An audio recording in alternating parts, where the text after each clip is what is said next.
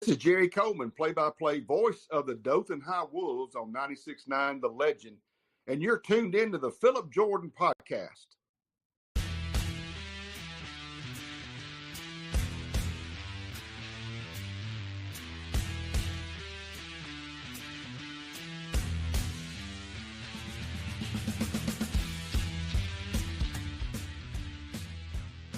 What's up, everybody? Welcome into this edition of the Phillip Jordan Podcast, come to you on a Thursday. We got a big weekend of college football coming up in just a few seconds. I'll be joined by Palmer Thombs, Georgia beat writer for DawgsHQ, part of On3. And we'll jump into the big matchup between Alabama and Georgia this Saturday night, 6:30 Central Time on ABC. Of course, I'm your host, Phillip Jordan, in-studio host and producer of Dothan Wolves Football on 96.9 The Legend, Auburn writer for Last Word on college football. You can check out the podcast, Apple Podcasts, Spotify, wherever you get your podcasts. And if you're on Apple Podcasts, please follow, rate, and review. Leave a review. I will read it on a future edition of the show. You leave 4 stars, you're just a straight-up hater. Also, check out the show over at Wiregrass Daily News. And also, you can check it out on my YouTube channel, Phillip Jordan Sports. You can always email me at sports.philipjordan@gmail.com. Everybody, as I mentioned there off the top, we're previewing Alabama and Georgia, the biggest game in college football this weekend, the number 2 versus number 4 teams. And joining me to do so is, I mentioned his name on top, Palmer Thombs from DawgsHQ, part of the On3 network. And Palmer, appreciate you coming on to preview this big matchup. Yeah, it's the one everyone wants to talk about. So far, it's the game of the year. We've had some fun ones through these early weeks of the college football season, but I think this is the one that, at least the first one, that everyone has had circled and say, we know that's going to be, a bunch of dudes out there and 2 heavy hitter programs. And certainly a lot to talk about with Nick Saban no longer on that Alabama sideline. Kirby Smart still leading the Georgia program, now doing so against Kalen DeBoer at Alabama. Obviously a lot of crossover between these 2 programs, but not a lot between those 2 coaches, not any between those 2 coaches. And last year's SEC championship game set us up for set quite the stage for this one Saturday in Tuscaloosa. Yeah, it's going to be quite interesting for Kalen DeBoer. I mean, he's done a good job. He's a really good coach. I mean, I thought he's done well everywhere he's been, but this is different. What he's going to, luckily for him, he is the home team, Georgia going into Alabama, but still, this is kind of like that first test for him on his side. Okay, where's he got? Because Kirby's used to these games. They've been in these moments. And it's just that part of the game, the storyline, is very interesting to me because with the crowd, the moment, what's Kalen DeBoer going to do with the big decisions? Because we know how Kirby Smart's going to react to things. He knows he's been here as a head coach and as a coordinator. So I think that's actually one of the interesting storylines in this game.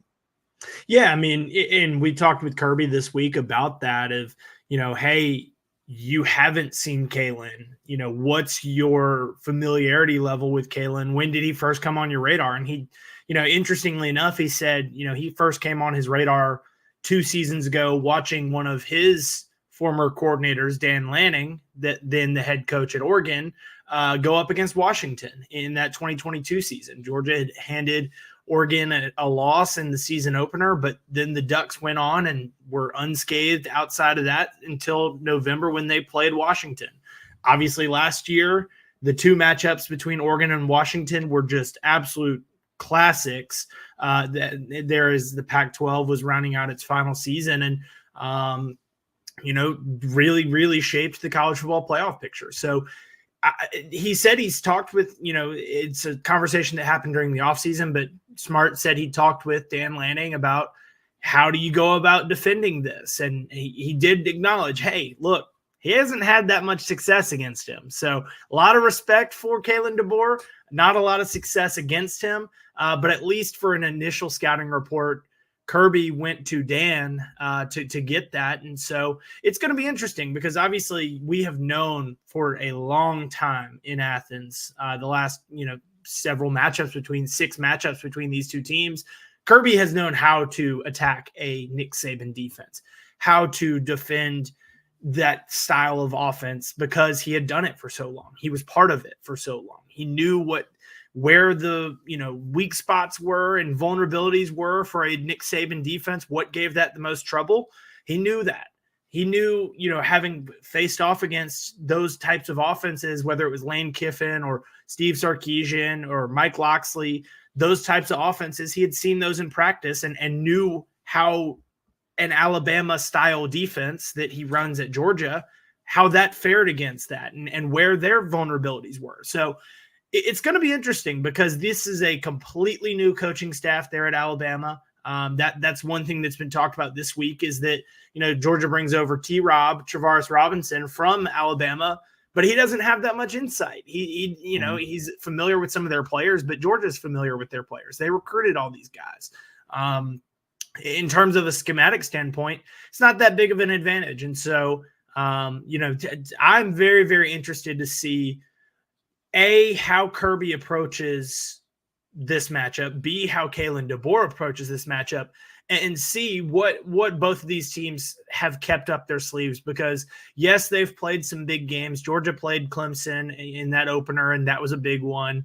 They needed everything that they had against Kentucky to come away with a win there. Alabama, took it to Wisconsin, and probably needed a lot of help against South Florida, not South Alabama, South Florida.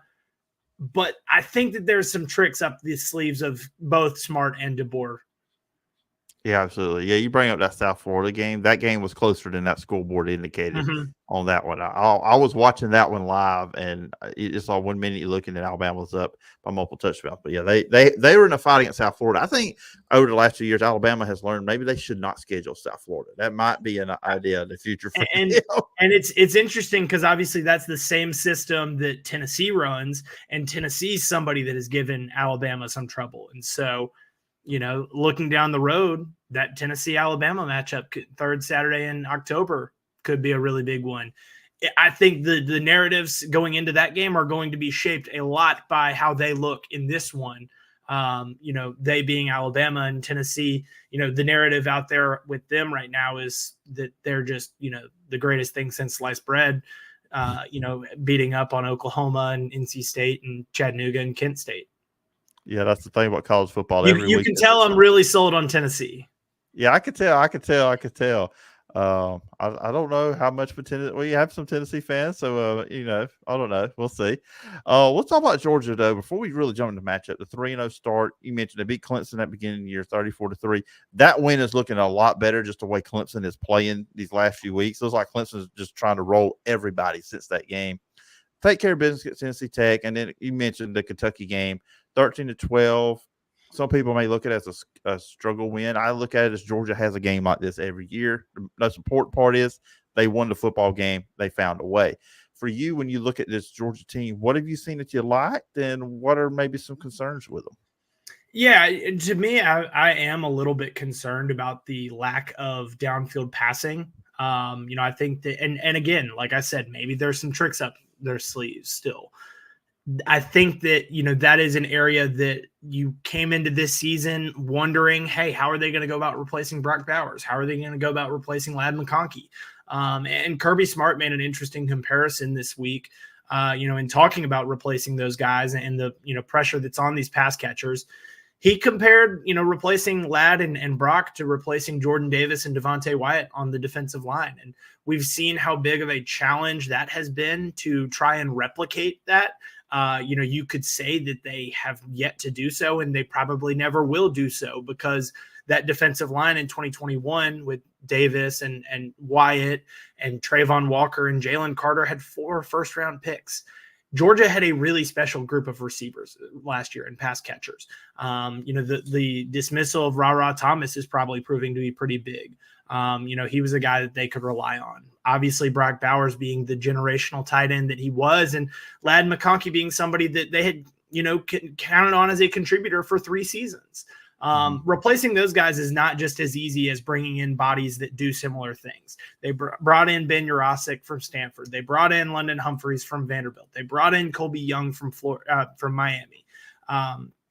They're counting on those guys to, in terms of a depth standpoint, to replace them, just so that you've got the bodies. But I don't think that there are any receivers, any pass catchers on this Georgia roster quite capable of doing what those two did last year. And so I think that has been a challenge for them. And I think that when you looked at this Georgia offense, what gave you confidence was that you had Carson Beck, and you thought that Carson Beck was going to elevate everyone around him. Whether they were here, you thought he was going to take them up a notch. And to this point in the season, through 3 games, I just haven't seen that out of Carson. He's looked a little timid. He is dealing with an AC joint sprain in his non-throwing shoulder. That's out there.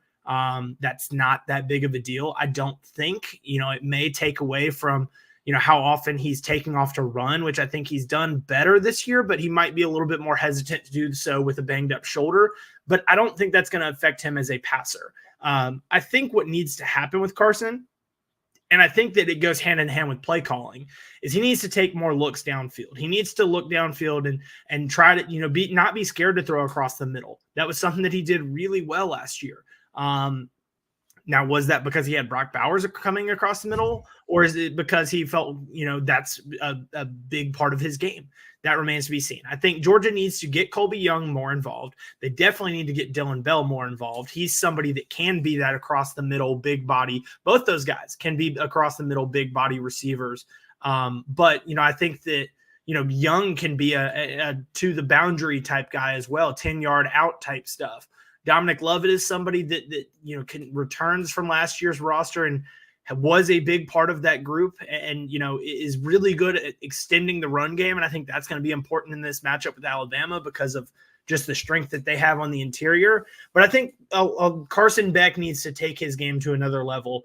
If he needs to show folks remind folks why there is the conversation about him being the number 1 overall pick, being a Heisman Trophy candidate. To me, that's one area of concern. One thing that has really impressed me so far is this defense, and they have done an incredible job through 3 games. You want to go back to last year, the last 4 games, they have yet to allow a touchdown. I think that this defense is really good. I don't know that they're that 21 special, but I think that they can be really, really good, and it can be a group that this team can count on this year. Now, I think that the challenges that they face with Alabama and Texas and Tennessee and Ole Miss, that's a lot of challenges. They're going to give up some points. I would be shocked if we're coming out of Saturday with them still not giving up a touchdown. If we're coming out of Saturday with Georgia still not having given up a touchdown, we're absolutely talking about Georgia having won this game. That being said, I think that the speed that this unit has, that they can fly all over the field, both up front and on the back end. At linebacker, they're really impressed. Jalen Walker has been an incredible pass rusher and somebody that gets after the quarterback. Smile Munden, CJ Allen, Raylan Wilson, that trio there at inside linebacker, really strong. On the back end, you've got Malachi Starks and Dalen Everett and Julian Humphrey. Those guys have really impressed. Dan Jackson continues to play really good football and makes it hard for KJ Bolden, a 5-star, to get on the field. Janelle Aguero is in his first year as a starter, but he's really impressed at that star spot. To me, where Georgia needs to see improvement defensively is in the defensive line. And it's not because of, the way that they've played. It's because of who they've played. They don't have enough guys at that position right now. And it's because they're banged up. Michael Williams has not played since the first game. Warren Brinson has not played since the first game. Jordan Hall has not played at all this season. All 3 of those guys dealing with injuries, all 3 looking like they could be coming back. They should be back by midseason for sure, all 3 of them. Kirby said he feels really good about Warren Brinson and his availability. Michael Williams continues to get closer to being on the field. I would expect to see him out there Saturday. But those guys being back will provide Tyrion Ingram-Dawkins, Nazir Stackhouse, Christian Miller with some relief, because those 3 guys had to play 50-plus snaps against Kentucky, and that is not sustainable. Yeah, I'm glad you mentioned that. That was actually one of my next questions I had ready to queue up for you. You went ahead and took care of that one. Just looking at now kind of the matchup, and actually I wanted to start with the Georgia defense versus the Alabama offense, because this Alabama offense, everybody, look at the points. You just watch the highlights of the games, you see Alabama big plays, but that's pretty much what their offense has been. I had Tony Sakalas from Tide Illustrated on the show last week, and he was talking about, a lot of their touchdowns are big plays. We saw it against you mentioned the South Florida game, the runs with Jam Miller, and then you had Ryan Williams, the everybody, I don't know if you know this, but he's 17 years old. He's 17? Is he Yes. really? I didn't know if you knew that. I didn't know if you knew that, Palmer. No one has said it. And then, of course, Jalen Milroe, he's a big play waiting to happen with his feet. But the fact, again, they've been big play. They're not really sustaining drives. And that's one thing I've seen with Alabama. But when you look at, you mentioned this Georgia defense, how well they've played this year. And particularly, with that secondary, dealing with a Ryan Williams, a Jeremy Bernard, and, of course, Jalen Milroe at quarterback. What's the keys in that matchup for Georgia with that defense going against the Alabama offense that has been explosive at times? Yeah, Kirby was asked about that yesterday, and he called Alabama's offense a ticking time bomb, which was a very accurate description in multiple ways, because I think that when you bring pressure to Jalen Milroe, he can make mistakes. We saw that last year in the SEC championship game because he got sacked 4 times. He got sacked twice by Jalen Walker, and I think that Jalen Walker is going to be a big part of the game plan on Saturday. I think Georgia will be more aggressive in coming after Milroe, especially if they do get Mykel Williams back. Tyrion Ingram-Dawkins is somebody that has 5 tackles for loss in 3 games. That's somebody that you're going after the quarterback with. Damon Wilson, you're going after the quarterback. Going after the quarterback and not just letting him sit back there and pick you apart is so important. Now, you have to be careful in doing that because you got to spy him as well. And so the number of bodies that it requires to defend a quarterback like that, bringing pressure but also sitting there and spying, means that you're going to have to play some man-to-man coverage. And I think that that's probably Georgia's best thing to do against Alabama, as opposed to, sitting and playing zone and letting Alabama and Ryan Williams find space and make plays. I think that's important. I think that you look at Georgia, and where it's going to be most important for me is that star position. And Malachi Starks has rotated. He's an All-American safety, but he's got a lot of experience playing star. Kirby has said, hey, he could play cornerback for us. He is just that talented. I don't think he's the best in man-to-man coverage, but I think that he's really good in man-to-man coverage. I think that we're going to see him matched up with Ryan Williams some. I think that we're going to see the speed of Julian Humphrey matched up with Ryan Williams some. Now, you can't forget about Jeremy Bernard either, and I think that puts pressure on the rest of the defense and the rest of the secondary and Dalen Everett. And you can put all your attention on Ryan Williams, and they've got another guy that can make you pay. And so, I think that we are finally back to the Alabama of old, with the explosive passing game and the number of receivers that can make you pay. Kendrick Law, Kobe Prentice. I just think that it's going to be a challenge. Like I said, I think Georgia's going to give up some explosives. Kirby admitted that when those two things go against each other, when you've got a really explosive offense and a defense that is good at stopping those, they both get theirs. Both of them, get stops. Both of them make plays. Both of them, get pressure on the quarterback. I think that we're going to see a little bit of it all. I think it's about how can Georgia respond offensively. You're going to have to score points in this game. You can't put up 13 and win this one. You can't find the end zone just once and win this one. I don't know that you can go a first half without scoring a touchdown like they've done in both their matchup against FBS opponents, against Clemson and Kentucky. Georgia's offense is going to need to play really well, because I think the defense is going to play well, but they're going to be really challenged by a really good Alabama offense. And flipping on the other side, the Georgia offense versus Alabama defense, of course, coming into the year, everybody looked at Alabama's defense. Okay, the secondary talented, but they're inexperienced.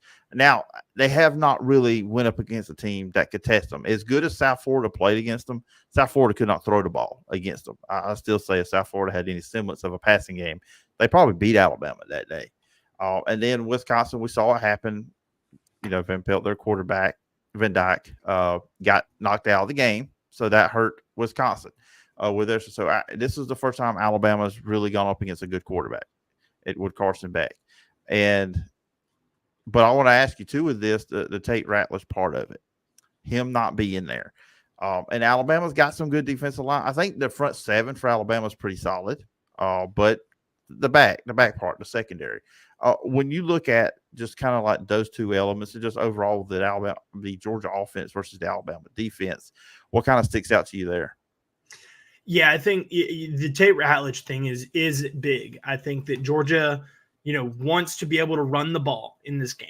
It keeps the clock running. It keeps the ball on your side, in your hands. And I think that's big when you have a banged up defense. Even if they do get back those three defensive linemen I talked about, they're not going to be 100%. They're not going to, again, we're talking about guys that haven't played football in, 2-3 weeks in a lot of cases, but also in Jordan Hall's, he hasn't played at all this season. So the game reps just aren't there for those three. You need to you got to play complementary football. You got to keep the ball in your hands, keep the defense off the field, let them go get their rest.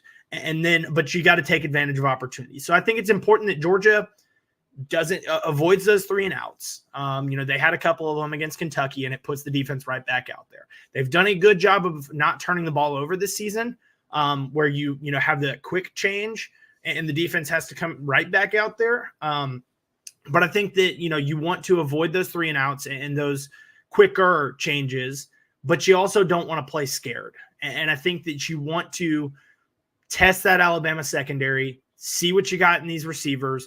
This is the time that they have got to come alive and got to make plays downfield. I also think that, like you said, with that front seven and that interior defensive line that Alabama has, I think that the perimeter blocking and extension of the run game is going to be so big. Test those corners, make them tackle, make them make plays downfield. Like you said, it's a talented group, a really talented group. You've got 5 stars and, high caliber transfers and players that Georgia wanted as well. But you've got some inexperience there, at least in Alabama's, system. So I think that you have to test them. And I think that falls on Carson Beck. That falls on Mike Bobo. That falls on the offensive line to be able to hold up its protection against, a talented pass rushing group that can bring it both from the outside and on the interior. But you've also got to count on these receivers to make some plays and get open. And, it hasn't been their forte so far this season. But Georgia's got to find a way to get that group going, because I don't know that you're just going to win this game with 3 yards in a cloud of dust.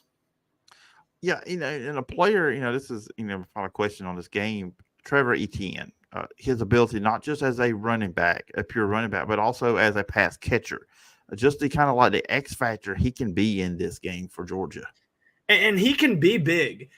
One area that he really is not his best is pass protection. And it's because he goes out on those routes a lot. And Georgia asks those guys, those running backs, to pass protect and help keep Carson Beck clean. We saw Carson in that Kentucky game almost scared in the pocket a little bit and rolling out more so because he didn't want to just stand there and take on a blitzing Kentucky team. It was almost like he didn't trust, the running backs to pick up some pass protections. Trevor Etienne's got to improve in that aspect, and that'll get him on the field, even more than he already is. But I think that in terms of him as a pass catcher, you've got both him and Nate Frazier, guys that Georgia can get involved and can get out to the perimeter and make that interior defensive line of Alabama's run.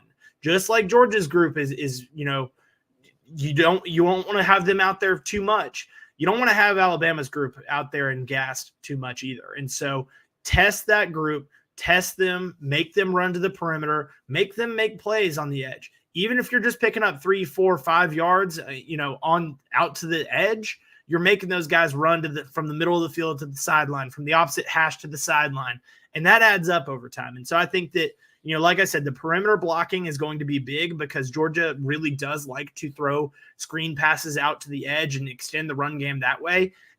You can do that with the running backs as well. It's not just a tight end wide receiver thing. And so you can get those running backs involved. And, I wouldn't be surprised if we're seeing a big catch or two from Trevor Etienne in this one. Yeah, it's going to be interesting. He's one of the key factors of many great players that are going to be playing in this game on Saturday night. It's going to be fun.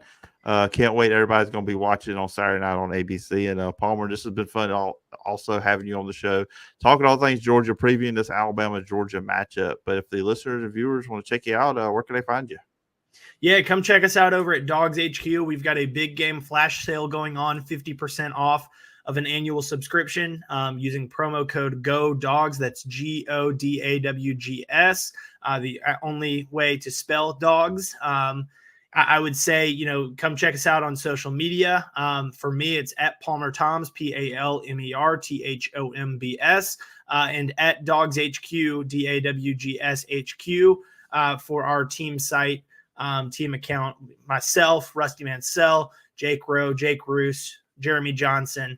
We've got a really good group that we've got over at our site, and would encourage you to come check us out.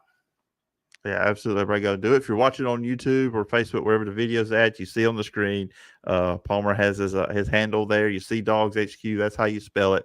But once again, Palmer, I appreciate you coming on the show, and I look forward to talking to you again sometime down the road. Absolutely.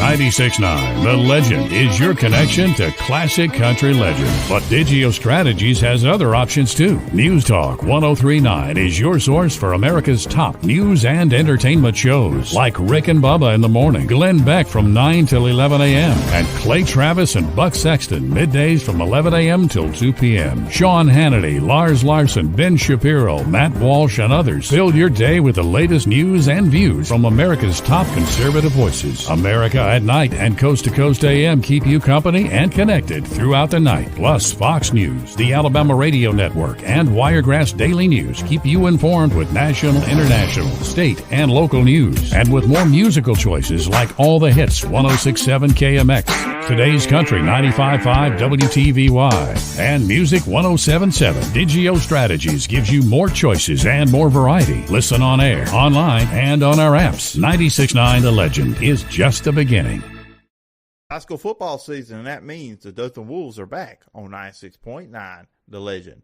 Every Thursday night, check out the Jed Kennedy Coaches Show with Jerry Coleman and Ken Lambert as they sit down with Dothan Wolves head coach Jed Kennedy about the previous game and preview the upcoming opponent.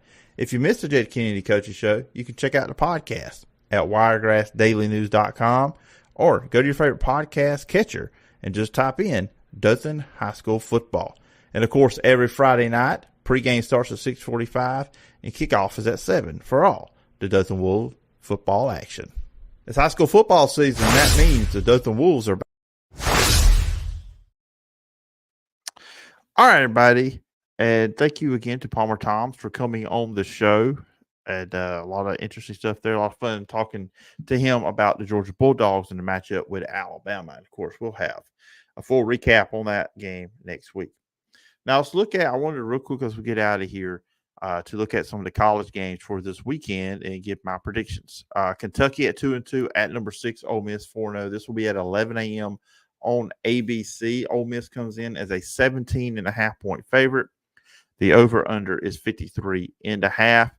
Ole Miss should win this game. I want to see which Kentucky is going to show up as the team that played against Georgia, that played really well, that ran for 170 yards on Georgia and really controlled the game, limited Georgia's run game. But can they do this to the Ole Miss offense? Keep it close. This is at Ole Miss, but an 11 a.m. kickoff. Ole Miss should win this game. I actually think it'll be close. I think the Kentucky defense will keep it relatively close, but Brock Vandergriff is going to have to step up and stand out at some point if Kentucky wants to win against a team they shouldn't beat. Number 3-1 Arkansas will be at number 24 Texas A&M, who's also 3-1. 2:30 on ESPN. Texas A&M, they are a 4-point favorite in this one. 52.5 is the over/under. A&M struggled last week in their game against Bowling Green. Of course, Arkansas beating Auburn. I think A&M is going to win this game because of their defense. Offense, I don't see a lot of points here. I feel like maybe they can wear down the Arkansas defense on the other side, but I think A&M should win this one. Number 21, Oklahoma, 3-1 on the year at Auburn, 2-2, 2:30 ABC. Oklahoma is a 2.5-point favorite, and 45.5 points is the over/under in this one. Of course, we don't know who's going to start at quarterback for Auburn. I think it's going to be Peyton Thorne. We talked about that with Taylor Jones early on in the week. I hate to do it. I'm going to go with Oklahoma in this one. I think Oklahoma's defense, I think they found something with the backup quarterback last week, and that's where they're going to go at Oklahoma this week. The Auburn offense, until these quarterbacks show me something, I don't know how much offense Auburn's going to be able to put up, and the Oklahoma defense is really good. They're fast. They're strong. Yeah, I think it'd be close, but Auburn's going to turn the ball over, I feel like. I don't know. Until they prove me wrong on that, I'm going to believe that's what's going to happen. Mississippi State 1-3 at number 1 Texas, who's 4-0, 3:15 on the SEC Network. Texas is a 39-point favorite in this one. 62.5 points is the over/under. Of course, Texas is going to win this game, especially now Mississippi State's under their backup quarterback with Blake Shapen out for the rest of the year due to a shoulder injury. Texas is going to win this big. I think the only question here, will they hit the third down points? We'll see if they do that. 2-2 South Alabama will be at number 14 LSU, who's 3-1. 6:45 on the SEC Network. LSU's a 22-point favorite in this one. 65.5 points is the over/under. South Alabama's played well lately. They had that game a couple weeks ago against Northwestern State on a Thursday night. It was an ESPN Plus game. They scored 87 points. Just okay. But then they blow out App State the following week. Look very impressive. Their offense is playing well. They should be able to get some plays and probably some points on this LSU defense. Now, LSU, it's kind of hit and miss. They give up big plays, but they also have the ability to get after the quarterback, as we saw last week against UCLA. But the LSU offense is going to be unstoppable here. LSU should win by a couple of touchdowns, but I would not be surprised if South Alabama puts up some points too in this one. I'm not going to do the Alabama-Georgia game till last. So now we're going to jump to some non-SEC stuff that we're interested here in the Southeast Alabama area. Louisiana Monroe 2-1 at Troy 1-3. I'll be at this game on Saturday night. 6 o'clock, ESPN Plus. Troy is a 7.5-point favorite. 45.5 point is the over/under. I think Devontae Ross, he has to have a big game. If you're Jared Parker, you get the ball to Devontae Ross repeatedly in this game. Any way you can do it, you do it. I think Troy should win this game. I do. I don't think Monroe's all that good. I mean, and Troy needs this win to get to 2-3, but more importantly, they'll be 1-0 in conference play. And the next week, they play on a Thursday night against Texas State. And then FSU 1-3 at 3-1 SMU, 7 o'clock on the ACC Network. SMU is a 6.5-point favorite. The over/under is 47.5 points. I think SMU is going to win this. Florida State's offense just is not there. They still struggled, even though they won last week against Cal, 14-9. They struggled offensively. SMU can put some points up on the board. I'm going to go with the Mustangs in this one. And then finally, number 2, Georgia, 3-0 at number 4, Alabama, 3-0 as well. 6:30 ABC. Georgia is a 2-point favorite in this game, and the over/under is 48.5 points. You heard Palmer talking in our interview there. And I'm just going to say I'm concerned with Georgia when it comes to the offensive line. I am. With Tate not being there. But and Alabama's got some good guys up front too. I just feel like Jalen Milroe is going to make some mistakes in this game. Alabama's offense is big play. I think Kirby and the defense of Georgia will do a good job at limiting that. They will have some big plays in this game. I think both offenses will. I think both defenses will make some great plays. But I think when you look at the two quarterbacks, which one do I trust more? I trust Carson Beck more than I do Jalen Milroe, because I just feel like if he gets a little bit of pressure put on him, he's going to make some bad throws.